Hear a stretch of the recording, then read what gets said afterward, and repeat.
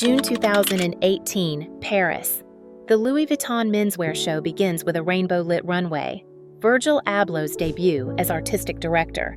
In the audience, Kanye West, Kim Kardashian, Naomi Campbell, Rihanna, Travis Scott, A$AP Rocky, Bella Hadid, and the entire fashion establishment watching history unfold. Walking that runway are models in €3,000 hoodies with cartoon characters, keep-all bags reimagined with transparent materials, tailoring mixed with streetwear graphics. Fashion's most exclusive house just hired a DJ from Chicago who never went to fashion school. The old guard doesn't understand what's happening. The new generation already knows. The walls just came down. Virgil Abloh lived a double life long before Off-White existed. By day, he was Kanye West's creative director, designing album covers and stage sets. By night, he was the outsider pressing his face against fashion's glass, studying a world that didn't want him. Chicago-born, Wisconsin-raised, masters in architecture from Illinois Institute of Technology. Nothing about his resume said fashion. Everything about his vision said future. The fashion establishment had its rules. You needed to graduate from Central St. Martin's or Parsons. You needed to apprentice under established houses. You needed permission. Abloh had none of these things. What he had was proximity to culture's bleeding edge through Kanye, and the audacity to believe that made him more qualified than any fashion degree. In 2012, he launched Pyrex Vision. The concept was deliberately provocative. Take Ralph Lauren rugby shirts, screen print Pyrex 23 on them, mark them up 700%. Fashion critics called it a scam, a joke, lazy, but the shirts sold out instantly. Kids who'd never cared about Ralph Lauren suddenly needed Pyrex. Not because of what it was, but because of what it meant. It meant you understood something the establishment didn't. Pyrex Vision lasted exactly 1 year. It was never meant to be permanent. It was research. Abloh was testing a hypothesis. What if fashion wasn't about creating from nothing, but about translating between worlds? What if the designer's job wasn't to invent, but to interpret? The data was clear. The kids didn't want new. They wanted familiar made foreign. They wanted their culture reflected through a luxury lens. They wanted someone who spoke both languages, someone who understood why a Champion hoodie meant something different in Chicago than it did in Milan. Off-White launched in 2013, named for the space between black and white. Not one or the other, both, neither. The gray area where interesting things happen, where street meets luxury, where Chicago meets Milan, where exclusion becomes invitation. The fashion world still didn't understand, but they were about to. Milan made no sense and perfect sense. Not Paris, where fashion was religion. Not New York, where streetwear was born. Milan, where craftsmanship was currency and tradition ran deeper than trend. Abloh chose Italy deliberately. He needed the infrastructure, the factories that had been making luxury goods for generations, the suppliers who could deliver the quality that justified the price, the expertise that turned concepts into products. But more than that, he needed the contradiction. American street sensibility produced through Italian luxury machinery. The tension itself was the message. New Guards Group understood immediately. The Milan-based production and distribution platform had been looking for the next wave. David DiGiglio and Andrea Grilli saw in Off-White what others missed, not just another streetwear brand, but a translator between worlds. They signed on to manage the business in 2015, bringing industrial capacity to Abloh's cultural vision. The early Off-White pieces were studies in duality, a hoodie with the construction quality of couture, a t-shirt that cost €300 but looked like something from a skate shop, diagonal stripes that became as recognizable as any logo, zip ties as luxury details. The materials were premium, the construction meticulous, but the aesthetic was deliberately unfinished, raw, industrial. Fashion buyers didn't know where to place it. Dover Street Market took it immediately. They understood hybrid creatures, but so did Barney's, Selfridges, Bergdorf Goodman. Off-White was simultaneously in the streetwear section and the luxury floor, the only brand that belonged in both places and neither. By 2016, the formula was working. Off-White was generating tens of millions in revenue. Abloh was showing at Paris Fashion Week. The same editors who'd dismissed Pyrex as a gimmick were sitting front row, trying to decode the quotation marks. The insertion was complete. Milan had given Off-White legitimacy through craft. Off-White had given Milan a transfusion of cultural relevance. The establishment couldn't ignore what was happening anymore. The bridge builder had arrived. Sculpture on a bag. For walking on shoes. Belt on a belt. The quotation marks weren't just design elements. They were a linguistic system, a way of making the familiar strange and the strange familiar. Abloh called it obvious. Critics called it pretentious. Customers called it genius. The text-based designs were speaking directly to a generation raised on memes, where context was everything and nothing meant what it said. A scarf labeled scarf wasn't redundant. It was meta-commentary on the nature of luxury itself. Why does a scarf become worth 2,000 euros? Because we all agree to call it that. The visual vocabulary expanded beyond text. The diagonal stripes, always at the same angle, became Off-White's signature. Helvetica font for the minimalists, Caravaggio arrows for the art history majors, industrial tape for the street kids. Each element was a word in a language that different tribes could understand differently. Fashion houses had logos. Off-White had syntax. You could recognize it from across a room not by a single mark, but by a system of marks. The way words arranged, the way colors clashed, the way high met low without apology. This multilingual approach wasn't accidental. Abloh understood that modern luxury wasn't about exclusion, but about inclusion with nuance. The same Off-White piece could signal different things to different audiences. To streetwear enthusiasts, it was authentic. To luxury consumers, it was fresh.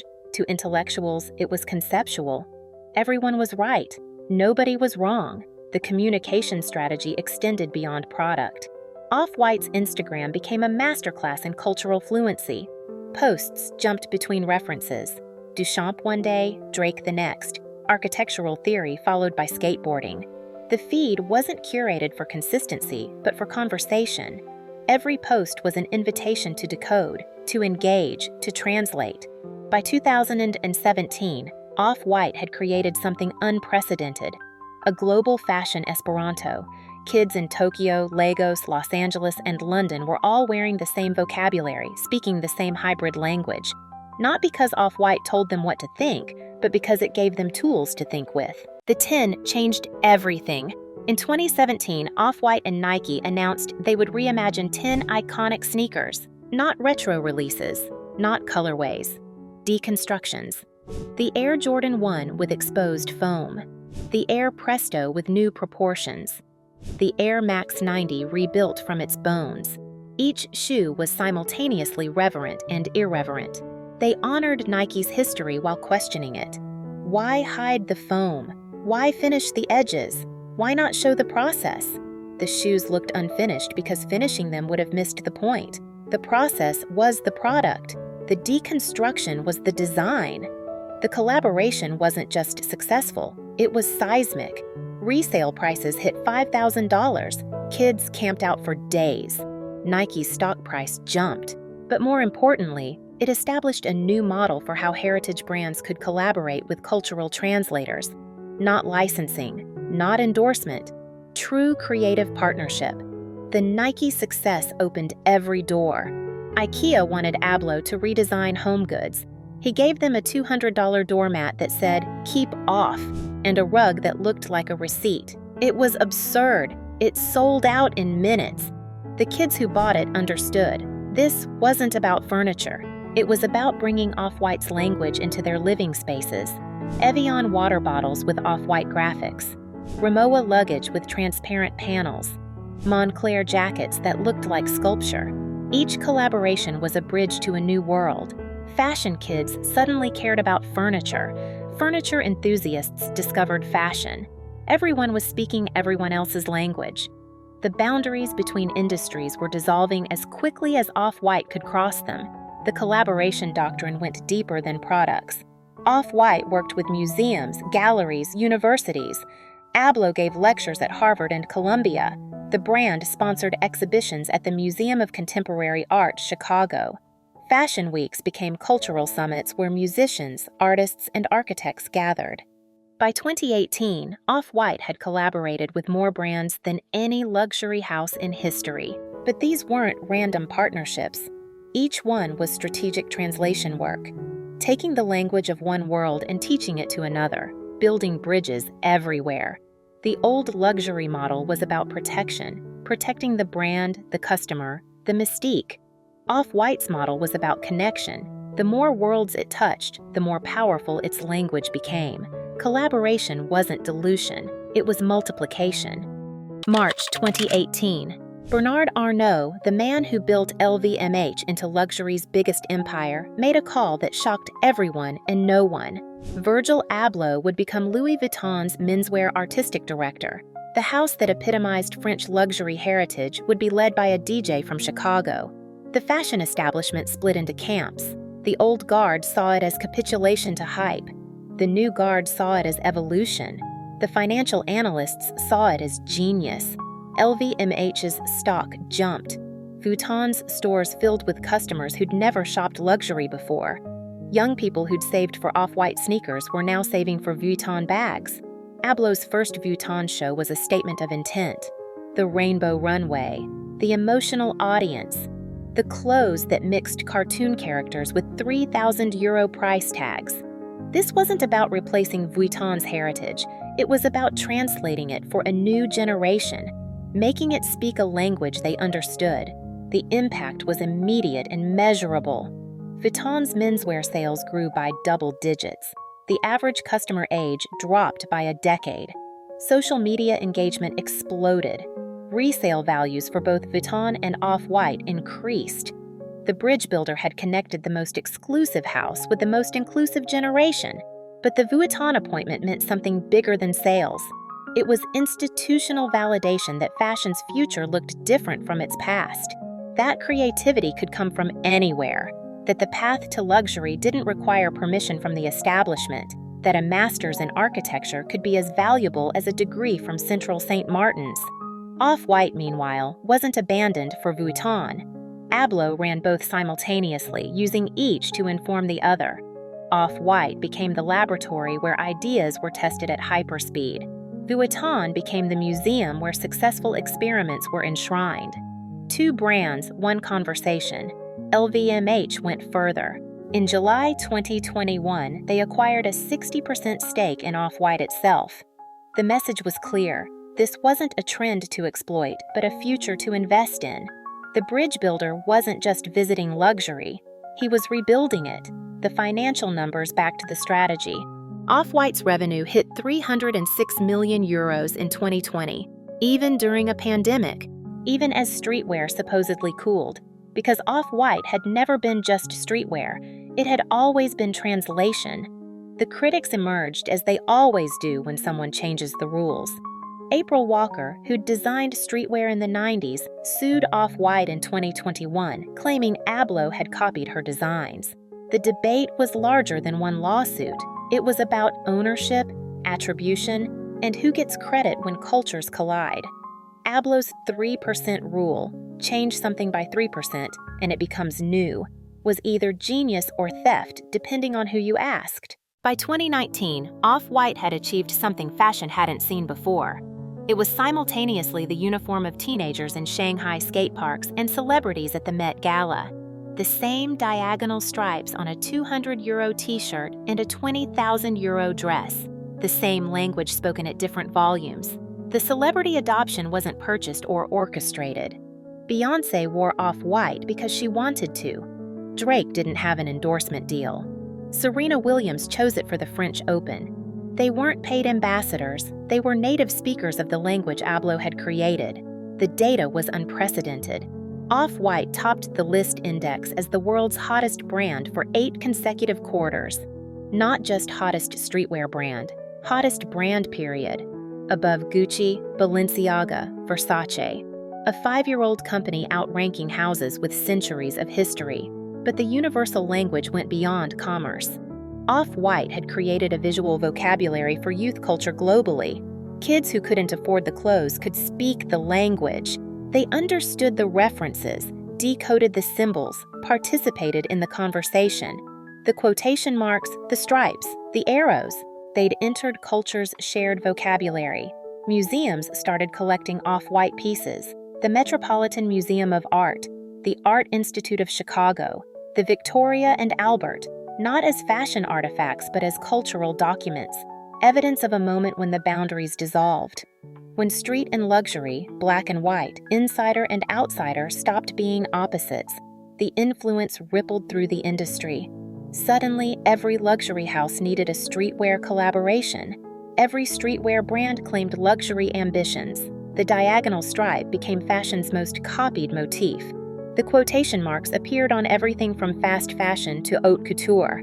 Everyone was trying to speak Off-White's language. But speaking a language and creating one are different things. The imitators could copy the symbols but not the syntax. They could use quotation marks but not understand the quote. They could build bridges but not know which worlds to connect. They could sample but not translate. Abloh saw it coming. In a 2019 interview at Off-White's absolute peak, he made a prediction that confused everyone. Streetwear is going to die. The man who'd built streetwear's biggest success story was calling its death. But he wasn't talking about Off-White dying. He was talking about it evolving. The bridge builder's work was done. The worlds were connected. What came next would be something else entirely. November 28, 2021. Virgil Abloh died after a private battle with cancer. He was 41 years old. The bridge builder was gone, but the bridges remained. Off-White continued under collective leadership, then Ib Kamara, then acquisition by Blue Star Alliance. The brand persisted, evolved, struggled, survived. But Off-White's true legacy wasn't in the clothes or the revenue or even the collaborations. It was in the language. A generation had learned to speak multiple cultural tongues simultaneously, to see fashion not as hierarchy, but as conversation, to understand that creativity could come from anywhere and speak to everyone. The old guard never fully understood what happened, how a DJ from Chicago had infiltrated their world and changed its vocabulary, how quotation marks and diagonal stripes had become more powerful than centuries of heritage, how someone without permission had given everyone permission. The new generation didn't need to understand. They were already fluent. They lived in the gray area Off-White had created, where black and white weren't opposites, but coordinates, where street and luxury weren't separate, but synonymous, where fashion wasn't about exclusion, but translation. The bridge builder built his bridges. We're still crossing them,